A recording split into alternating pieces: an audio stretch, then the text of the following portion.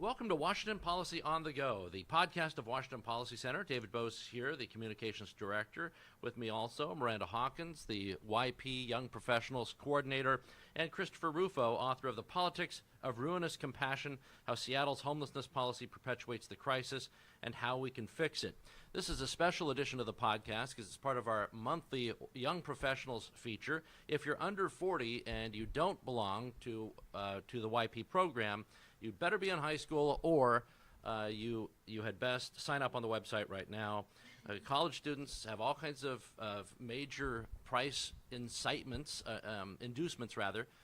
to join the program and to be a part of Washington Policy Center events. And if you're under 40, you have significant savings. We have an annual dinner coming up, and you can check out the events on our website, washingtonpolicy.org. Miranda, you have been excited about this particular podcast for some time. We've been talking about it for weeks, and it's all about having Chris Rufo in. Tell us why. Thank you, Dave. So yes, today we have Chris Rufo with us. Chris has been a part of the Young Professionals Board for 1 year now and a part of our YP program for, I believe, a couple years. Chris lives in Fremont and has 2 lovely children. He just actually had a second son recently. And today we're going to hear from Chris on the homelessness issue that he's researched and been a leader on. And I'm specifically excited about this because I feel like we're only getting one side of the argument on this. And Chris is going to present us with a problem that has not had a solution in years and how we can fix it with free market principles. So with that, Chris, I wanted to ask you a little bit of how you got involved with WPC and a little bit of your background that you can share with our guest. Sure. Well, I got involved with WPC as I was searching for different kind of policy and political organizations here in Seattle, and I actually first met everyone here. I showed a rough cut screening of a documentary I'm directing for PBS, and got some feedback from some of the team and really just connected with everyone. And said, wow, this is an organization of like smart people, thoughtful people, some people I wanted to really get to know better. And since then I've joined the Young Professionals Board and then participated in some of the events. And it's a breath of fresh air because in Seattle we have kind of an ideological monoculture. So there's really like one way of thinking, and everything outside of this really narrow way of thinking is perceived as on the outside. But for me, I'm an independent thinker, and I take good ideas wherever they come from. So it's really a breath of fresh air to meet people that think differently and are willing to kind of come up with new ideas that stand out from the kind of received wisdom or the messages that you get over and over in a place like Seattle. Thank you. Yeah, and just a little background of Chris. He is a research fellow at the Discovery Institute Center for Wealth and Poverty. He's directed 3 films for PBS and written for publications including National Review, Puget Sound Business Journal, and the Seattle Times. A modified version of this report was first published in the City Journal. So we'll go ahead and get started, Chris. I wanted to just start by laying out the problem. What is the problem in Seattle with the homelessness issue? And if you could first touch on the fact that we spend $1 billion per year on this crisis, but homelessness continues to grow. Can you speak to that a little bit more? Yeah, that is the problem. The research paper that I wrote really begins with the question, and I think it's a paradox of, we are spending now $1 billion a year. This is state, federal, local, and nonprofit sector spending in the Puget Sound region to address this problem of homelessness. And that number has been going up every year. At the same time, the number of people who are sleeping on the streets is also going up every year. So in the last count, we had more than 11,000 homeless people in the kind of greater Seattle, King County area. And, you have to really think, well, if we are devoting more and more resources to solving this problem, but it's getting worse, why? What's happening? And that's a question that I felt like almost nobody was asking. It's this idea that, well, we're just not spending enough money, or it's going to start working pretty soon, or We just need to keep trying with these same ideas and same policies and same programs. And I think the evidence is in. It's been homelessness has actually gone down nationwide over the last 4 years, but has increased exponentially here in Seattle. So what are we doing wrong? And where is this $1 billion going? And then how can we use it more effectively? That's really the few questions that I wanted to answer, and it led me on this kind of journey into the murky world of the kind of homelessness policy and following all of this money, seeing where it's being spent, and seeing kind of in essence where it's being wasted. And I learned a lot, and I realized that I think the number one problem is that our city politics has been captured by ideologues, by people for whom ideology is more important than impact, and partisanship is more important than policy. And I think that way of looking at city problems and local problems, tangible problems, has led to disastrous outputs. I mean, everywhere you go in Seattle, it seems like under every bridge, on every sidewalk, in every public park, you have illegal encampments, you have kind of public health hazards, you have kind of used hypodermic needles kind of scattered on all of the public spaces. And, the previous mayor declared a state of emergency. And you think that after declaring a state of emergency, something akin to a hurricane or an earthquake, that we'd actually do something about it. But we're just plodding along with the same ideas, the same leadership, and the same policies. Yeah, and you said something earlier before we started recording. You said we're not focusing on results. You said we have like these ideologies and they sound good, but when you look at the results, we're actually doing worse than what we were, and it keeps increasing. Can you speak to the policy of unlimited compassion that you mentioned in your report, and how it's enabled street homelessness and made the problem worse? Yeah, the compassion is a virtue in every faith tradition, every secular tradition. Compassion is one of the highest virtues. And as a society, we want to be compassionate, and as individuals, we want to be compassionate. But I think the Seattle City Council and some of the ideologues that are supporting these policies have kind of used this sense of compassion as a blanket excuse for bad policies, or use this idea of compassion without results, and says, well, we're being compassionate, so who cares if we have results? And in my research, I found some really interesting sociological research that proposes this idea of pathological altruism, or what I call ruinous compassion.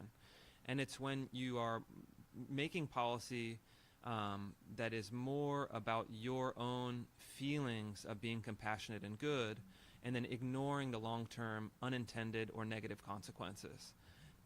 And I think, I don't doubt that a lot of the folks, voters and city council people in Seattle, we are compassionate people. We've devoted a lot of resources to the problem of homelessness with a genuine care for people that are sleeping on the streets. But I think if you actually look at the evidence, the compassion, the results of this compassion hasn't worked. And then you have to actually ask the secondary question, well, if what we're doing is not working, is it really compassionate? I don't think it's compassionate to have 6,000 people in King County sleeping on the streets. I don't think it's compassionate to let people sleeping in tents, addicted to drugs. According to the National Mental Health Surveys, about 80% of people who are sleeping on the streets have lifetime drug and alcohol addictions. That's not compassionate at all. It's actually uncompassionate. And I think also, you have to look at the community at large, where, we need to have compassion for people on the streets. We also need to have compassion for neighbors that are impacted by this problem.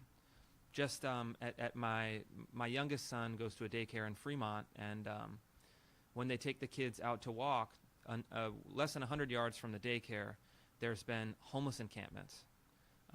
2 weeks ago, a man was arrested for robbing an armed robbery of a restaurant in Ballard, and he had been sleeping in this homeless encampment for weeks 100 yards from a daycare. Another a 4-year-old girl at this daycare, when they were taking them out to play, accidentally picked up a needle. And, I think we need to also extend compassion to the people and families and kids in the neighborhood that are being adversely affected by this crisis.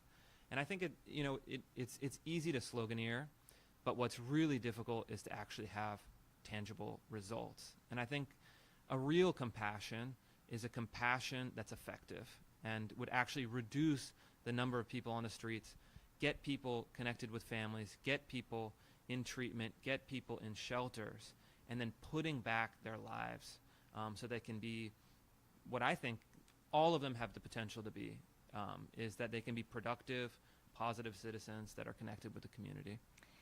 Yeah, and we've been told from the city council and other leaders of this homelessness issue that the main driver of homelessness is rising rents and big bad businesses like Amazon and Microsoft. But you think it's something else. You mentioned in your report that it could be economic dislocation, addiction, mental illness, immigration, and broken relationships. And we'll talk about that in the second part when we talk about solutions to this problem. But can you speak a little bit about like how we've been taught to believe that this is rising rents? The issue of this is because of rising rents. Yeah, I think the kind of extreme socialist faction of the city council has been hammering away at this idea, and they've been very successful at perpetuating it in the media and amongst their supporters, that rising rents cause homelessness. So, for example, they cite a McKinsey study that said there is a strong correlation between rising rents and increases in homelessness. On the surface, it sounds convincing, but if you actually look under the hood and you actually look at the kind of dynamic cause and effect, the picture is actually not saying that at all. For example, the McKinsey study says in these 4 cities, including Seattle, rising rents have led to an increase in homelessness. If you go a few pages down in that same study, it says for the other 21 of the top 25 largest American cities, rents have been increasing, but homelessness has been decreasing. So how do those things square? If rising rents kind of inexorably lead to increases in homelessness, why is that actually not the case for 21 of the 25 top cities? What are they doing that we're not doing? And then another thing you can actually look at, well, what causes homelessness? I think actually the simplest way is to ask people who are experiencing homelessness, what happened? Why are you here? How did you become homeless? Why are you in this situation? And actually the data is already there. According to the King County point-in-time surveys last year, only 6% of people that are currently homeless in King County said, I'm homeless because the rent's increased. So I take them at their word. I think that that's probably accurate. I think that if you look at actually people's experience, only 6% of people say rising rents. 94% of people basically lay out a series of other problems that led them to this condition. So if you actually look at it and say, well, 21 out of 25 top cities have rising rents but decreasing homelessness, the homeless themselves only 6% of the time cite rising rents as the precipitating cause of becoming homeless, there's got to be something else. And I think that if you actually look at it, you actually look at not just the data, not just the kind of the big data which we're so obsessed with, but if you actually talk to people on the streets, and I've done this a lot in cities like Seattle and other places in my work as a documentary filmmaker, and you really kind of get more deeply into their lives and their experience, you find out that the biggest cause is that people are disconnected in a human way. They're disconnected from family, they're disconnected from their community, they're disconnected from the kind of organic resources that are available. A lot of times they've burned bridges, and a lot of times they've experienced a whole series of traumatic events in their life that led them to being on the streets. And I think that to address only the rent portion of it is actually to fail to understand the human dimension of this problem, and to fail to understand to help people requires to help them in a human way. And I think one of the most successful organizations here in Seattle, the Union Gospel Mission, I talked to one of their outreach staff, a guy named Richard McAdams, who had spent more than a decade as an addict living on the streets, and finally was able to get reconnected, restore his sense of self-worth, recover from addiction, get into housing, and is actually now an employee of the Union Gospel Mission, helping other people. Now, tell me, so you've seen Union Gospel Mission do it the right way, and actually you've seen positive change from what they've done. Something you mention in your report is perverse incentives and unaccountable homelessness bureaucracy. Can you speak to that and how there's many organizations out there getting money that aren't doing it right and don't produce results? Yeah, that's a great question, and I think there are some really good organizations in Seattle. Like, I think Union Gospel Mission has been very successful. I think Mary's Place is a really good organization. Fair Start, getting people connected to work opportunities. Also the Millionaire Club. So there are actually a lot of organizations in Seattle that I think are doing a pretty good job at addressing it. But the fact is that the bulk of the spending in Seattle is going towards these monster organizations that are totally unaccountable, have failed to achieve results, and have no incentive to actually solve the problem. And I did some research into the kind of belly of the beast, looking at federal filings, looking at city contracts, and I was amazed. Some of these organizations, one of which, the DESC, is one of the largest provider of housing and services for the homeless, and they've been around for a long time. They currently have $112 million of real estate assets in the urban core in Seattle. They employ 900 people, and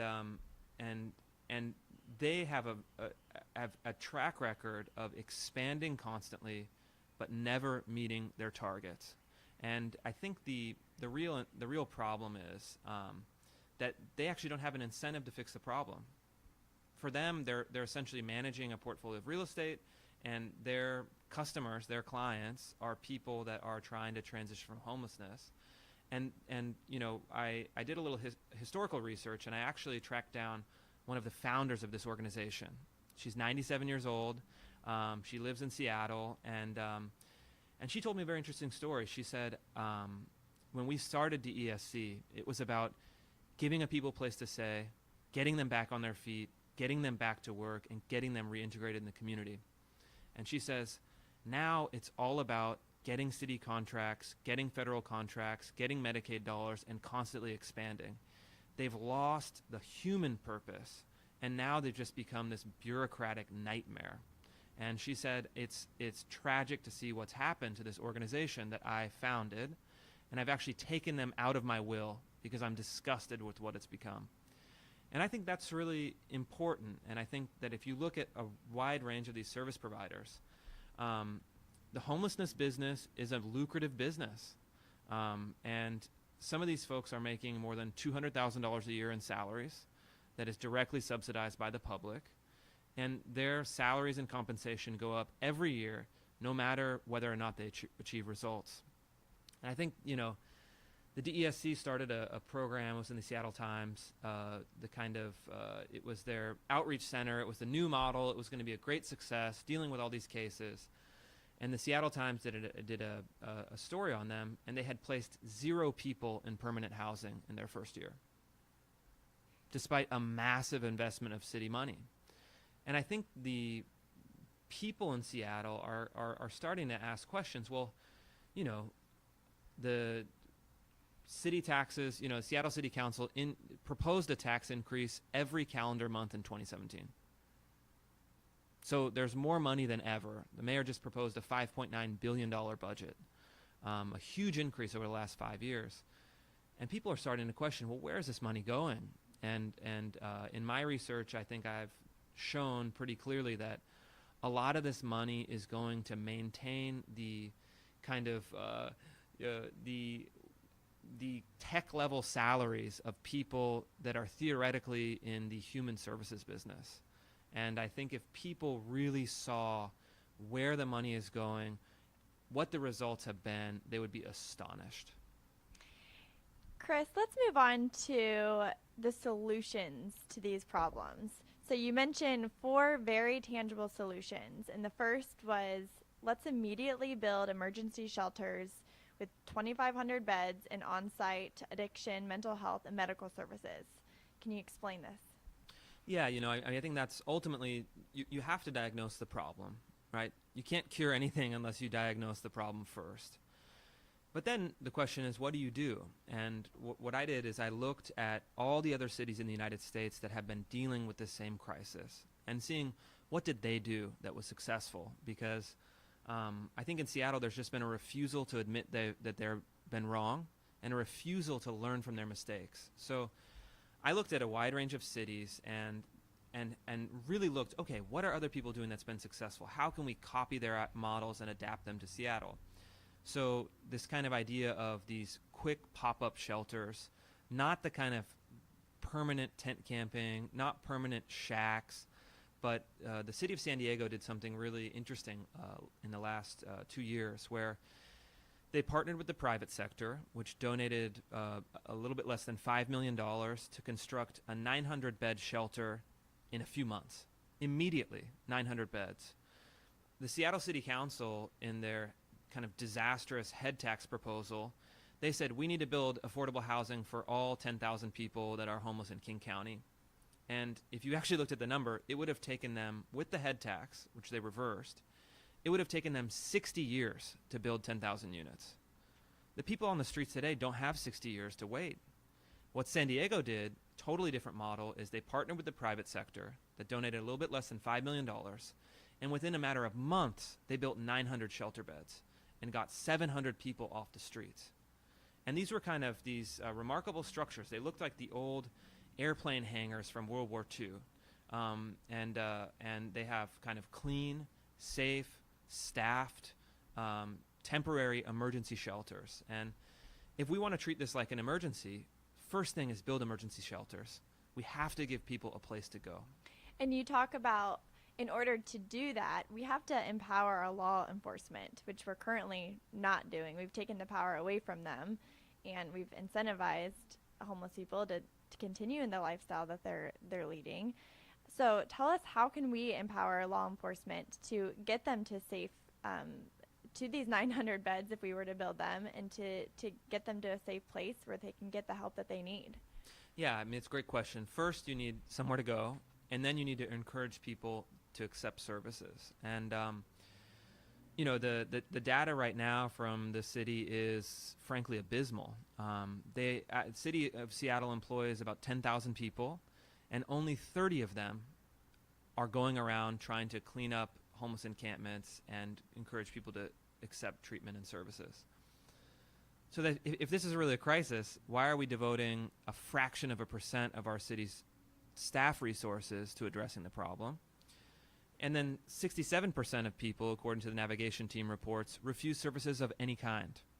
That's got to stop. We have to balance compassion with the expectation of some sort of responsibility and taking ownership back of our public spaces. And I think what you need to do is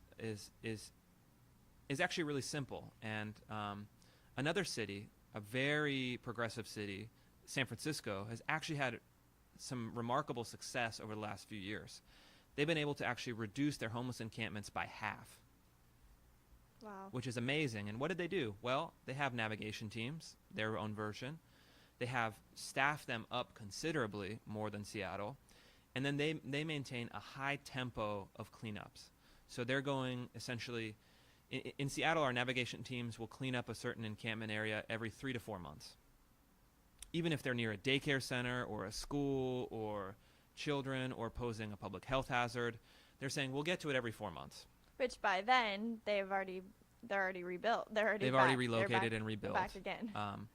In San Francisco, they've started doing everyday removals. Every day, so putting they're pressure. Forcing them to, I mean, in a loving way, because Yeah. they want to see them lead a better lifestyle. Yeah. But they're, I mean, in a sense, forcing basically them saying to. you have a right to exist, you have a right to make choices, but you don't have a right to camp illegally on public property. And then they're not arresting them, they're being compassionate, but they're increasing the pressure and the tempo in these camp cleanups, which are really have been really effective, and I think it's a good model for us to do. And then a city like Houston has also reduced homelessness, street homelessness by, I think the numbers was about 70%. And one of the key policies was that they maintained stricter enforcement of the laws. So trespassing, public camping, public drug consumption, the kind of litany of low-level offenses that they started to enforce. And you mentioned in your report that we've actually, I believe the city council has actually told policemen to not go in as much and to kind of be a little more hands-off in their dealings with the homelessness issue.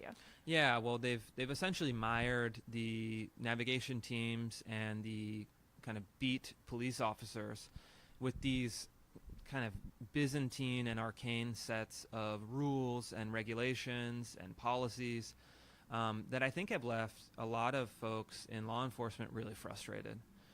Because these are folks that, I've been on ride-alongs, I've made documentaries with law enforcement and police officers, and they're dealing with this stuff every day. It's really challenging, and in a sense, their hands are tied, and I think that's led to a sense that the problem can't be solved, and there's a sense that we've essentially given up. And I think that's wrong. I think that we shouldn't give up. I think that we need to help people go from the streets into shelter and into treatment. And we need to work together as a city. Everyone, neighbors, political leaders, kind of medical and addiction specialists, law enforcement, social workers, all the resources that we have. We need to actually, first of all, believe that the problem can be solved. And all of the rhetoric coming from the city council is that the problem can't be solved, and it's everyone's fault except theirs. And I think that's exactly backwards. Now, we talked earlier about the problem of perverse incentives for service providers, and can you tell us how do we break up the homeless industrial complex and end policies that create this perverse incentive? Well, there's bad news and there's good news. The bad news is that a majority of the council continues to lobby for providing increased funding to the same organizations that have been ineffective. But there's also a silver lining to this. Actually, the interim mayor, Tim Burgess, I think made a really strong statement when they revamped the city contracts. He made them more competitive. He cut funding to some of the most kind of egregious violators of the public trust. And I think that is really a way forward, that holding these kind of service providers accountable, making them transparent, and then really devoting funds to the ones that are actually effective. So I think that the problem is clear, and I think with new leadership and new ideas and a new program, I think that we could reduce the perverse incentives and then set the incentives the right way. It's like we're currently in kind of a vicious cycle of policy and incentives, and I think that with some new ideas and some kind of a bold shakeup of the system, we can go in the opposite direction, We kind can of break the cycle a virtuous circle, that actually leads to more effective results. And we've seen that in other cities. And if Seattle can kind of break this collective deadlock and amnesia, admit our mistakes and adopt new policies, I think a lot of this is going to be very possible. Yeah, and Chris, you talk about, and this is perhaps the most important discussion to be had on this issue, is the true cause of homelessness and the disaffiliation and loss of human relationships with these people who are on the streets. Can you unpack that? Because I feel like that's one topic that's not talked about much. We focus on other ideologies and not this one. And to me, this one is really what gets to people's hearts. Like, this it's sad. It's very sad to see the loss of human relationships. So how can we help fix that? And like, how in your study have you seen that as the true cause of homelessness? Yeah, I think, the homelessness is a human problem at the very heart of it, because if you really listen to people that are going through this horrific experience, in almost 100% of the cases, there's been a long line of human challenges, human traumas, human difficulties that they've faced. And I think that we ignore that and miss the essence of the problem. And Richard McAdams, who is spent 10 years on the street, was as an addict, and recovered, and is now working for the Union Gospel Mission, told me a great story. He said, the Union Gospel Mission has a relationship with all 6,000 people on the streets of Seattle, the streets of King County. I personally know 3,000 of them by name. It's not a resource issue, it's a relational issue. It's a kind of a collapse of human relationships that puts you on the street.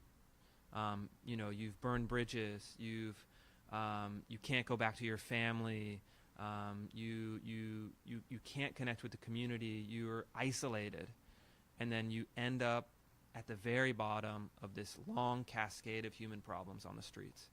And I think that if we want to solve this problem, we have to take that really seriously. Not only do we have to provide the kind of economic opportunities, the kind of physical, the physical resources of emergency shelter and medical care and addiction treatment, but we also have to provide human services that actually you can't, that go beyond just spending money. You actually have to develop these human-to-human bonds with people. And money can't buy that. That has to be time and heartfelt people who care. Yeah, people who care. And luckily in Seattle we have lots of people who care. They just don't know what to do. And I think that if we can really kind of help people rebuild their relationships, rebuild their connections, and then I think the most effective thing is, can we get people back with their family? Can we get people back to their hometown if they're from outside of the Seattle region? Can we get people connected to kind of civic institutions or churches or kind of neighborhood groups where they're from that can kind of give them a hand up? And I think that's really what it's going to take in order to make a difference. And unfortunately, that's hard work. But I think until we take that seriously, I think we're just going to continue with the problems that we have today. Well, thank you so much, Chris. Thank you for the work you've done and just for your passion on this subject and providing different and more free market ways of solving the homelessness issue. And we look forward to seeing your work be put into practice, hopefully, in the next couple of years. So thank you so much for being on our show today. I wanted to end just by asking you a little bit about yourself outside of your work. Tell us, have you done anything exciting recently?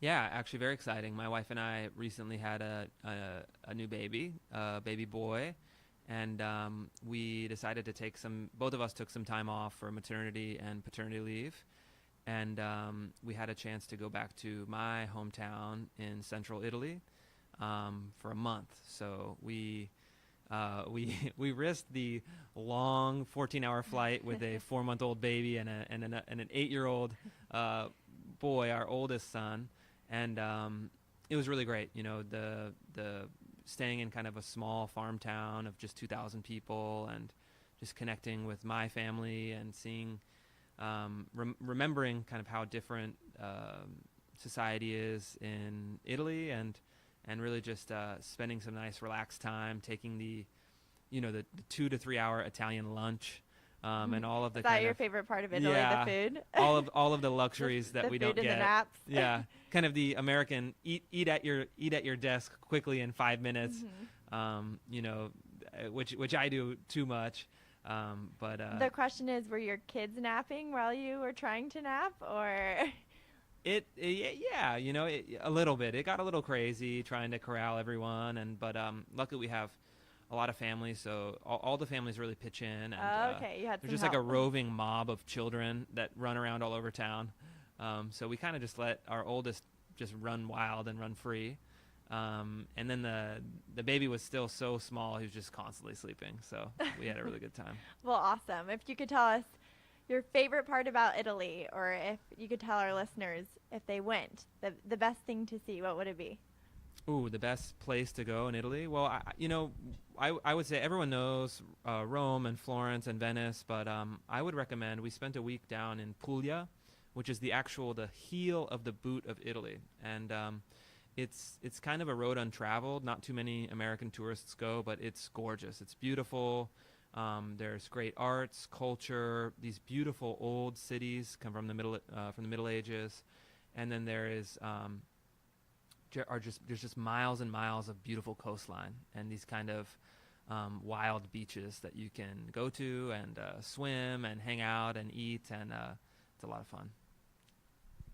You've been listening to a special edition of Washington Policy Center's podcast, Washington Policy on the Go. This has been the Young Professionals edition with Miranda Hawkins and Christopher Rufo. You can check out Christopher Rufo's Report on Homelessness in City Journal. It'll be published later on this month.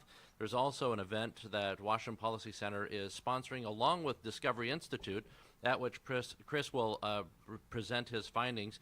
You can get information on that at discovery.org or washingtonpolicy.org. And if you're under 40 or a college student, consider attending the Young Professionals Annual Dinner. Just visit washingtonpolicy.org/events to register and find out about special pricing. We'll have Newt Gingrich there at the Young Professionals Dinner, along with Saul Spady, who's been leading the anti-tax efforts, the anti-food tax efforts, and anti-head tax efforts in Seattle. Although, as the grandson of Dick Stuyvesant, he's probably not too thrilled about food taxes either. But you can ask him about that. And, of course, at the main dinner event, the Washington Policy Center, Kimberly Strassel of the Wall Street Journal will also be there. So check out both pages and attend at least one of those events. Also, check us out on Facebook. Both Washington Policy Center has a Facebook page, and the YPs of Washington Policy Center also have a Facebook page. Be sure to like that and get your friends to follow as well. Also, review the Washington Policy Center to keep our stars and ratings up. You can find everything you need to know about Washington policy at washingtonpolicy.org. We'll be with you next week.